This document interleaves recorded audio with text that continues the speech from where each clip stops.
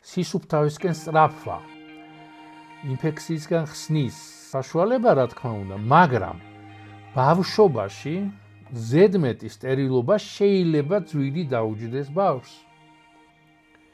მიკრობიომი ყალიბდება ადრეულ ასაკში გარემოსთან კონტაქტის გზით.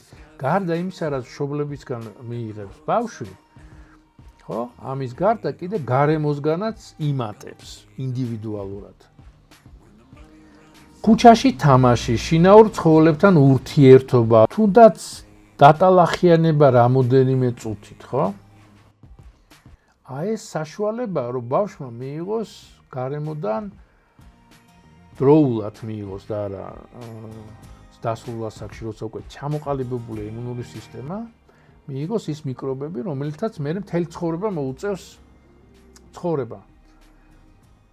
თუ ბავშვს ამ მიკრობული ვაქცინაციას არჩევანს ჩამოუჭრით, ეს ვაქცინაცია ნამდვილი და ბუნებრივი.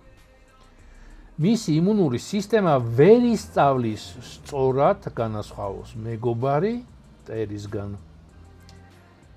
ეს გაზრდის ალერგოზულ განწყობას, ასთმის განვითარების რისკს და დისბიოზის განვითარებას მომავალში.